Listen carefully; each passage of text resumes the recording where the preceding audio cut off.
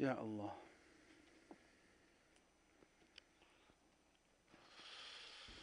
السلام عليكم ورحمة الله. أعوذ بالله من الشيطان الرجيم. بسم الله الرحمن الرحيم.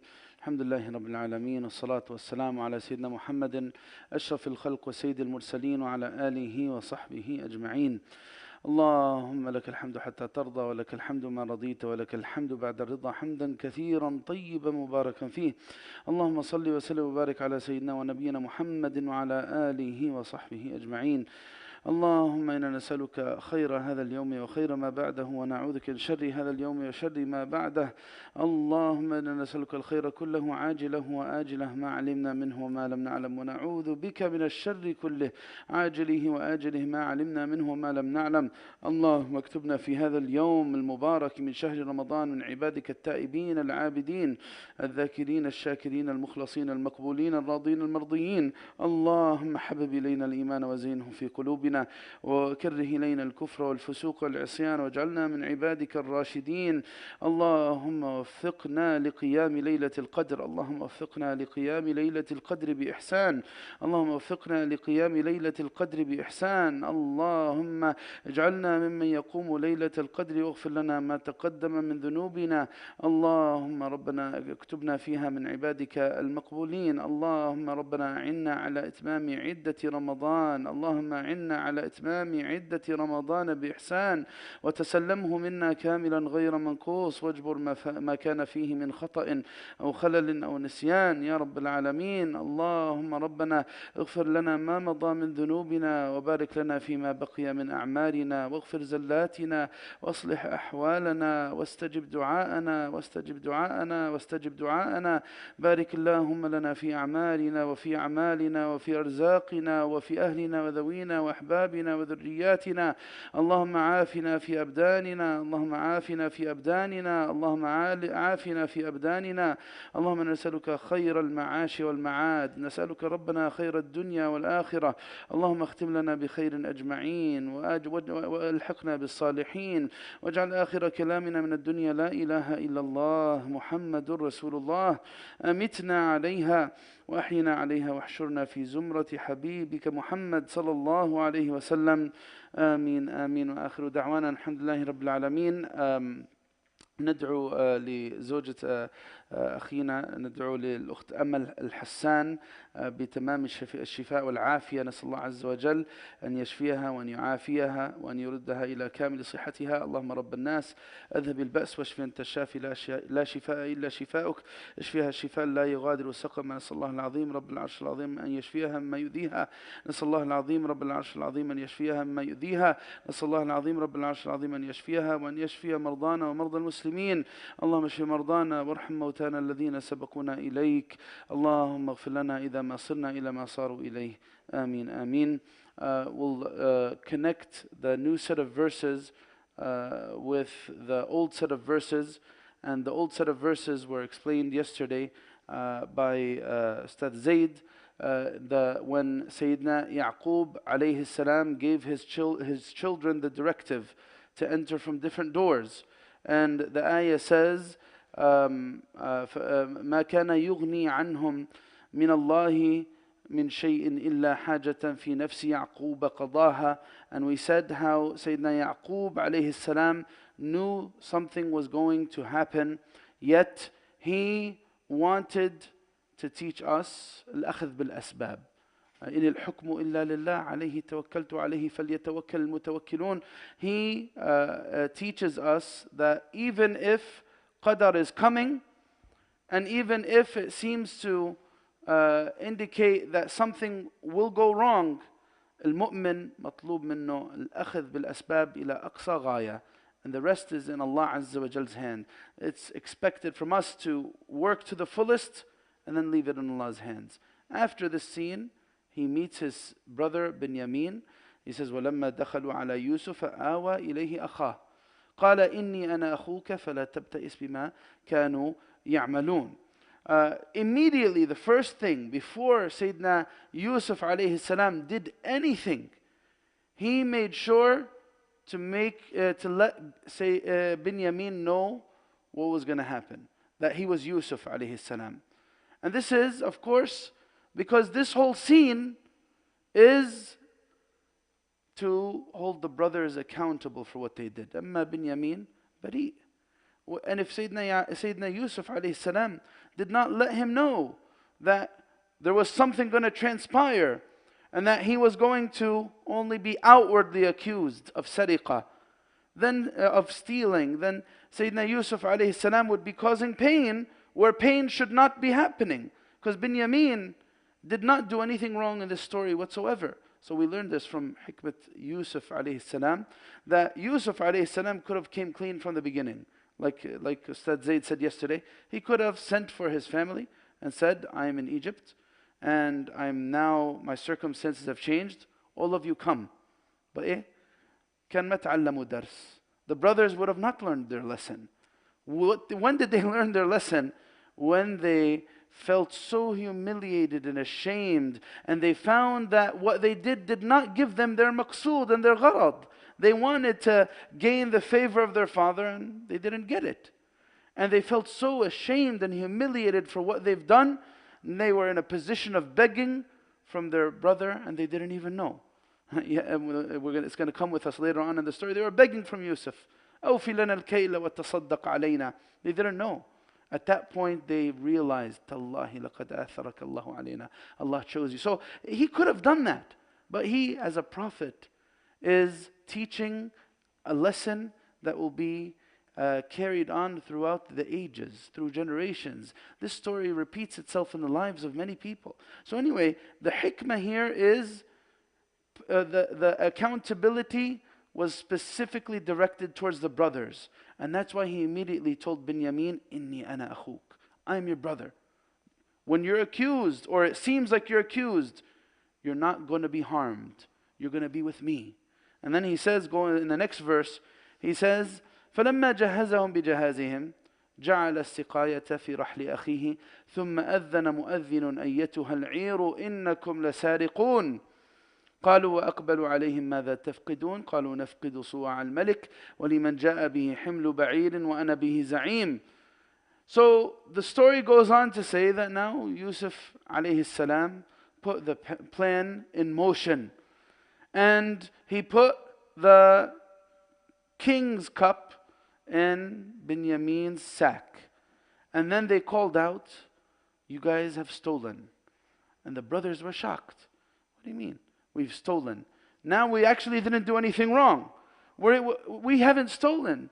تالله لقد علمتم ما جئنا لنفسد في الأرض وما كنا سارقين. This time we're innocent. And other times they were wrongful and they were oppressive when they did with Sayyidina Yusuf alayhi salam what they did.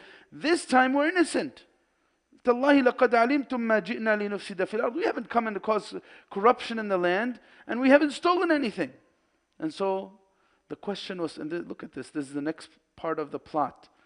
قالوا فما جزاؤه إن كنتم كاذبين. قالوا فما جزاؤه إن كنتم كاذبين. What then should the punishment be if you're lying? Now, the reason why they were asked this question is because Sayyidina Yusuf alayhi salam wanted to make the terms of the investigation now according to whatever the brothers' sharia was, whatever the brothers' law was. And it seems like he's being just and fair by doing this, but actually there's a gharad from behind this. In the sharia of Yaqub alayhi salam, the punishment of a sariq was that he would yustaraq, he would be taken as a slave. That would be the punishment of someone who steals. He'd be enslaved and taken as a prisoner. Whereas in the sharia of al-Malik, in the law of the king of Egypt at the time, the one who steals, he would have to return the item and he would be penalized financially. And that's it. That was the punishment. كان يغرم وكان عليه أن يرد البضاعة. So if that happened, then the whole plan would have fallen apart, because then they would have just had to pay a fine and they would have had to return the cup, and Binyamin would have gone with them. But Sayyidina Yusuf alayhi salam wanted to say, okay, you're so confident, you give me the terms. What happens if someone steals? قالوا جزاؤه من وجد في رحله فهو جزاؤه كذلك نجزي الظالمين. What do they mean by this? يعني جزاؤه إنه يسترق. If he really stole it, then his jaza is that he should be taken, imprisoned, and enslaved. That's how confident they were. And so فبدأ بأوعيتهم قبل وعاء أخيه. Sayyidina Yusuf alayhi salam, again, all of this is clear planning and plotting. And again, كل هذا, يعني, we should never think that Sayyidina Yusuf alayhi salam was just someone out to seek revenge. I'm going to punish these guys and hurt these guys. No, Sayyidina Yusuf alayhi salam would not do something unless Allah Azza wa Jal tells him to do it. And that's what prophets do. He's getting wahi and revelation from Allah. And that's why he's following through with this the way he's following through with it. So that it could lead to that climax in the end that we're going to see. So Sayyidina Yusuf alayhi salam started with the sacks of the brothers. Why? So that he doesn't draw any attention. Because if he started with Binyamin immediately, maybe they would have sensed and noticed something is fishy. Okay, it happens to be in Binyamin's sack, and he was the first one that was checked. And, they might have pieced things together. The king asked us to what is our law, or I should say Yusuf alayhi salam asked us what's our law, كذا وكذا. So to not draw attention, he asked them, he started with the brothers. فبدأ بأوعيتهم قبل وعاء أخيه ثم استخرجها من وعاء أخيه كذلك كدنا ليوسف. كذلك كدنا ليوسف. You see, this is الدلالة الواضحة الظاهرة البينة that this tadbir and this planning actually wasn't من عمل يوسف وتخطيطه لوحده. This wasn't Sayyidina Yusuf alayhi salam doing it on his own. Because the verse says that is how we planned for Yusuf. We. Allah Azza wa Jal. كذلك كدنا ليوسف. And the term here is al-kaid. And al-kaid, what's al-kaid here? They define it here as فعل يتوصل بظاهره إلى مقصد خفي.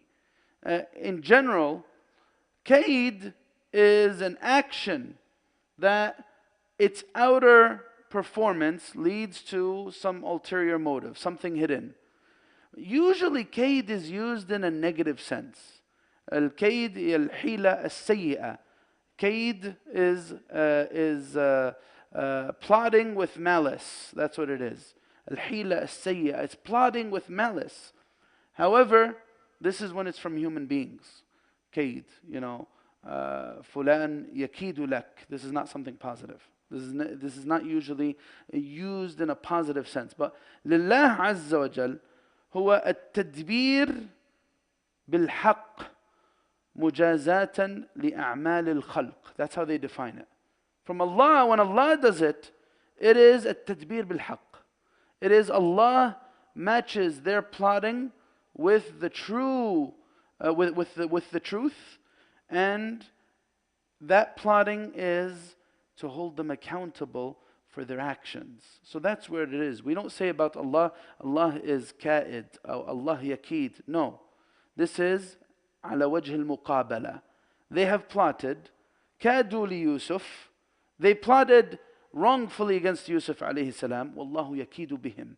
والله من ورائهم محيط.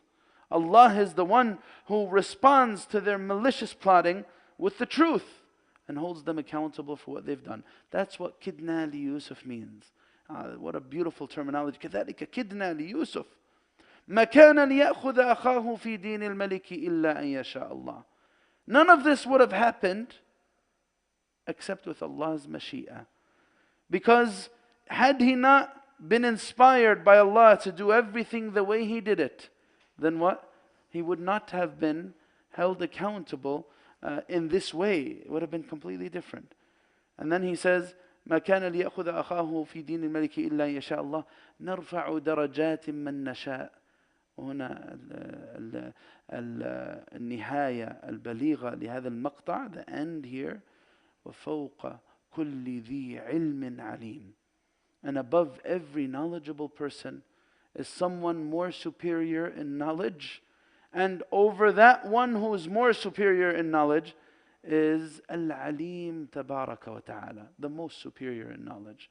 Allah Azza wa Jal ends this part by showing us that whoever plans, whoever plots, whoever does, Allah's tadbir is, and Allah's planning is far superior than anything they could ever come forth with. نسأل الله عز وجل أن يعلمنا من كلام الله عز وجل ما ينفعنا في ديننا ودنيانا. اللهم آمين اللهم آمين. وآخر دعوانا الحمد لله رب العالمين. جزاكم الله خير. السلام عليكم ورحمة الله.